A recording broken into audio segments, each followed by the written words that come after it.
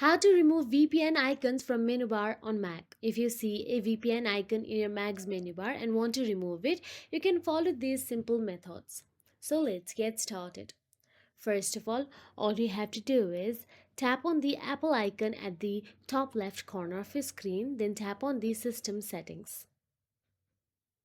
Once inside the system settings, at the left hand side panel, scroll down and look for the Control Center option available there and simply tap on the Control Center. Once you tap on the Control Center, scroll down unless you see VPN option available there.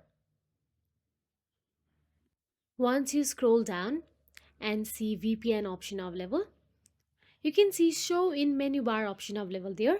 Simply tap on it. Then tap on Don't Show in Menu Bar option available from there. So that is it. If you found this video helpful, please like, share and subscribe our channel, and thank you so much for watching.